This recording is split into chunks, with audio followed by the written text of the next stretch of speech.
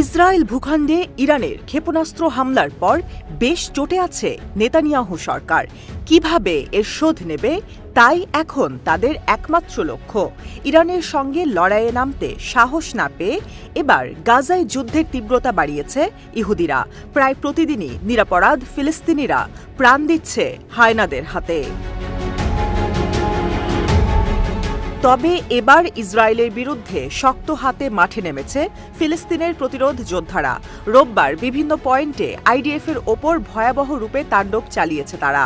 হামাসের অভিযানে নিহত হয়েছে বেশ কয়েকজন ইসরায়েলি সেনা। বিষয়টি নিশ্চিত করে খবর প্রকাশ করে লেবানন ভিত্তিক সংবাদ মাধ্যম আল মায়াদিন। খবরে বলা হয়, গাজা উপত্যকায় বিভিন্ন অঞ্চলে রোববার আইডিএফের বিরুদ্ধে শক্ত প্রতিরোধ গড়ে তোলে হামাসের আল কাসাম ব্রিগেড। উপত্যকাটির উত্তরাঞ্চলে ইসরায়েলের বিরুদ্ধে অভিযানে আল কাসাম ব্রিগেডের সঙ্গে যৌথভাবে যোগ দিয়েছে আল কুদস ব্রিগেডও। গাজার নেটজারিমে আবু আলী মোস্তফা ব্রিগেডের সহায়তায় ইসরায়েলি সেনা ঘাঁটিতে হামলা করে আল নাসের সালাহ আল দিন ব্রিগেড। আর তাদের এই অভিযান সফল হয়েছে বলে খবর নিশ্চিত করেছে বিভিন্ন গণমাধ্যম।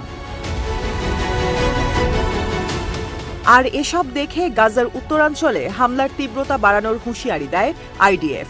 সাধারণ ফিলিস্তিনের এই অঞ্চল ছেড়ে অন্যত্র যাওয়ার জন্য লিফলেট বিতরণ করে তারা।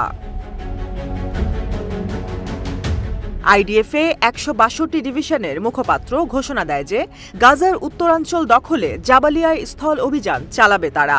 এরপরই ওই অঞ্চলে আইডিএফের সঙ্গে সংঘাতে জড়ায় আল কাসাম ও আল কুদস ব্রিগেড।